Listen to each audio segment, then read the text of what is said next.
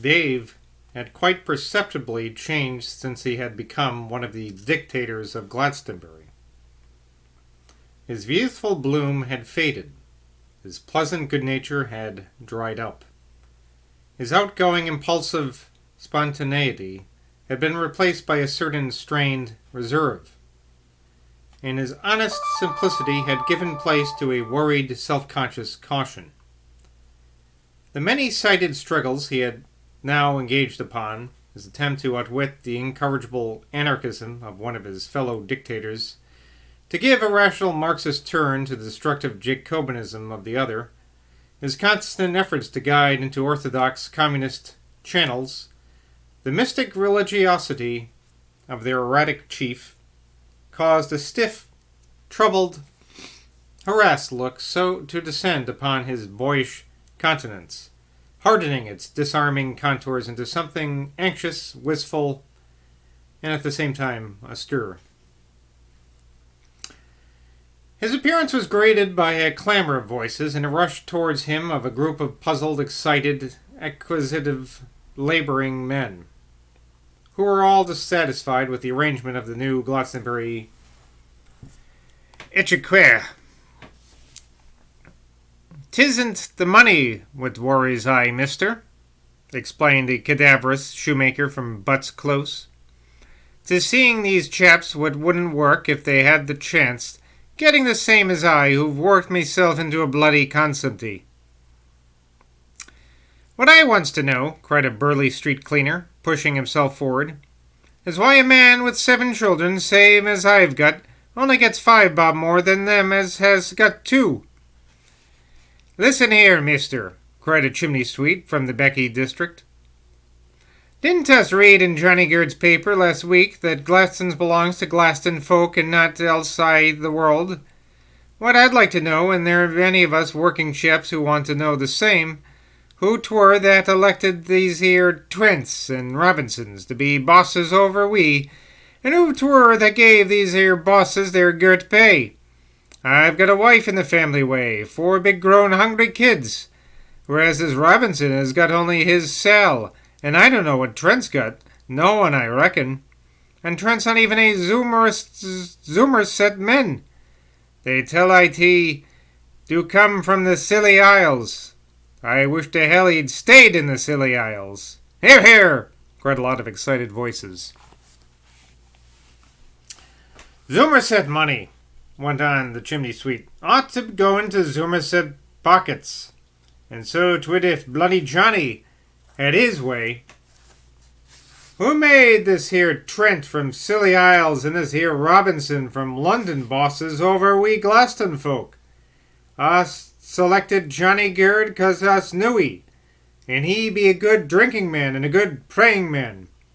But us knows not of this here Trent and this here Robinson. They may be Rooshians for all us do know."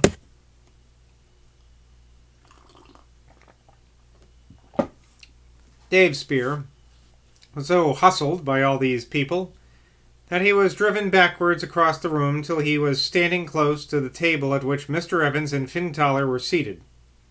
He opened his mouth with a gasp of astonishment at seeing Mr. Evans, and was on the point of addressing him when a plumber, who lived in a little house by the edge of the river and suffered from asthma, seized him roughly by the wrist. "Us be going to keep 'ee with us, now us has got 'ee, Mr. Spear," muttered this man in a hoarse, unpleasant voice. He had evidently been drinking heavily and had reached the quarrelsome stage. "Let me go! What do you mean by touching me?" cried the indignant Dave. "You don't know what you are talking about. None of you do. No, none of you do. You are all thinking only of yourselves. You're all thinking only of getting more money for yourselves. You're all just as bad as Philip Crow." Things began to look nasty after that boiled defiance. Bold defiance, not boiled. Although I like that phrase, boiled defiance. But it's bold defiance. "Knock him on the head," cried one voice. "Tie him up and get him summit to remember us by," cried a second. "Where be you come from, the one self?" yelled a voice from the back of the room. That's what us wants to know. You ben't a Glastonbury man, and us would like to know what you be. So it has come at last. He who had no thought in his mind but to lift up humanity, now saw humanity as it is and was hated, spurned, rejected by it. He was standing close to the round table by the wall where Evans and Codfin were drowsing over their empty glasses. Here he swung round with his hands deep in his pockets. "Comrades," he began in a clear voice. The uproar stopped, as such turbulence will sometimes, under the spell of a professional speech. "I don't think you realize, comrades, how difficult it is to give you back what you bourgeoisie slave drivers have stolen from you. You can't get it back for yourselves because you are disorganized, and they are organized, because you are without leaders and they are trained leaders. The only way things can be changed from top to bottom is by a dictatorship that represents you. Mr. Garrett, your mayor," he was interrupted by shouts at this point, "he's all right. Bloody Johnny's no bleeding politician. 3 cheers for good old Johnny Garrett." But Dave went steadily and quietly on. "Mr. Garrett, your mayor, and I'm glad you do justice to him, was elected by your town council. And it is Mr. Garrett who has appointed Comrade Robinson and Comrade Trent and myself to act with him and obtain for you by legal means, for the council has brought up the leases that belong to Lord P. What Mr. Crow and his shareholders have been keeping from—" Here again he was interrupted.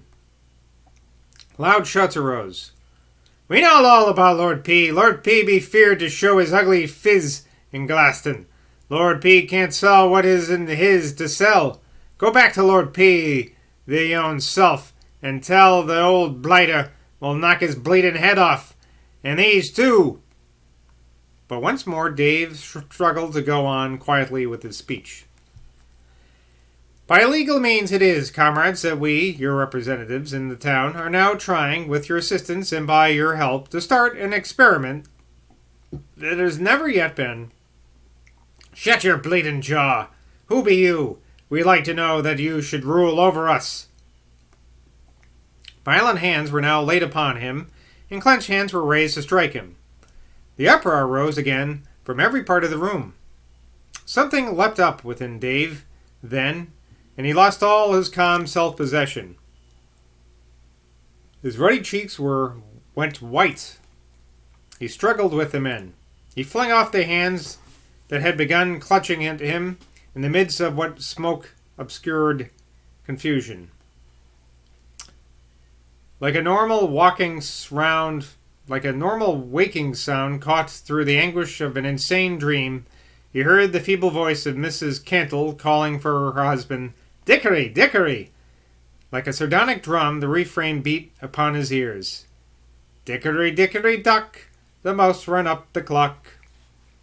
He pulled out an empty chair from under the little round table at which Mr. Evans and Mr. Teller sat and scrambled up upon it. From this position he cried aloud in a tone so vibrant and so commanding that it brought the room once more to a dead hush. "Silence!" "Dickory, Dickory!" echoed the voice of Mrs. Cantle, now reaching that room from some remote place in the rear of the house. "Oh, brothers, my brothers, you must hear me, even though you kill me afterwards. You ask who I am? I'll tell you who I am. I am the voice of the future, capital F. I am the voice of what it is to come when we are all dead. You talk of your rights, the rights of Glastonbury? Brothers, my brothers, in that future there'll be no more rights. In that future there'll be no more Glastonbury against Rome, or English against Russia, or West against East. In that future there'll be only the human race, sprung from the earth, returning to the earth, loving the earth.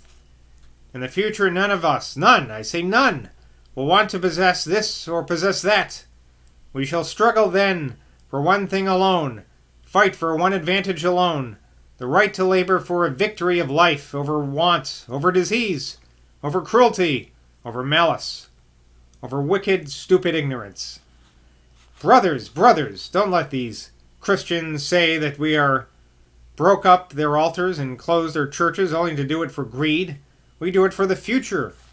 We are killing God, the old God. We are turning from magic and miracles, those old, outworn, selfish things. But it is for more life we're doing it. Oh, can't you feel it, brothers? We all have the same heart.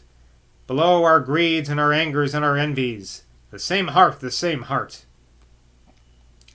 We're all equal before the great spirit of life. Oh, look into your deep hearts, brothers, and feel it. It is the truth, capital T. At this moment, here in this place, we are all one. I am you and you are me. We're all the same, old and young, men and women, and one heart we have in us. Here, you can take me. I'll come down in a minute and you can tear me into bits. But you'll be only tearing yourselves. There's something in us that's the same, that belongs to us all, and I'll tell you what it is. It's a future, capital B, F rather, being born in us. It's a future tearing us, breaking us, bruising us, so that it may be born. Brothers, brothers, even while you kill me, I'll be the same as you are. No different. The same heart I'll be. For I am life, capital L. And you are life. Life is our child, our precious child, that we're all perishing for, that we are being torn to bits for. But in the future, it will know what we did. In the future, it will say, they took their happiness and tore it to bits for me. They were the tortured creators, and I am their offspring. The same heart in all of us, brothers, and this heart cries, drop all this furious fighting for your own hands. Slip aside from it, escape from it. Give it up, let it go, melt into the calm, cool, universal air. Brothers, don't you go on with the internal I. Let the heart in you speak, let it be felt, for it is always there. Slip out of the hard, tight knot, this old evil knot, this old grasping, greedy knot. Slip out of it and be free. He goes on. The life in us is in them, in Glastonbury, in Rome, in Jerusalem, in India, in America, in China, is the same heart. Brothers, can't you feel it? Let it melt that stone, that old, hard, wicked stone, that stone which is Christ's grave. Let it melt it, be it Arthur's or Caesar's, so that we can all flow into one sea, one flood, one great calm and quiet and peace. Brothers, you can take me now and tear me to pieces. You cannot kill the heart of me, this heart that they have buried in Glastonbury, in Rome, and Jerusalem. You cannot kill it because it is the killer as well as the killed. It needs nothing, it wants nothing, it asks nothing. It always gives and never takes. What can it take when it is life, God, the universe, the future? Brothers, my brothers, don't you feel it? It is melting in me to you now, and in you to me. It isn't the self anymore. It isn't the stone against other stones anymore. You ask me who I am? You say I'm not a Glastonbury man. I say to you, none of ye are Glastonbury men. I say to you, you are the passings of the present into the future. Ye are the motion of life into fuller life.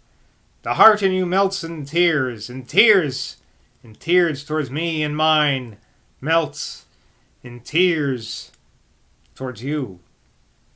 Who am I, brothers? I am the voice of the future, out of the heart of the present. And that is why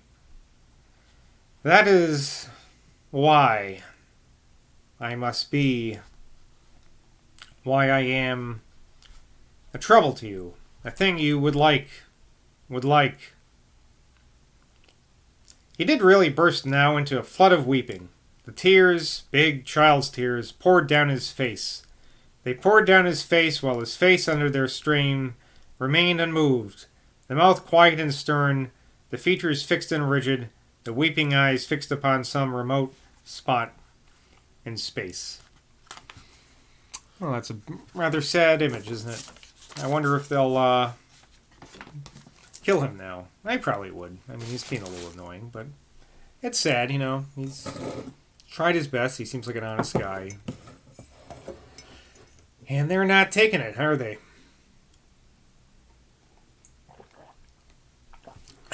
Anyway, till next time, see you in Glastonbury.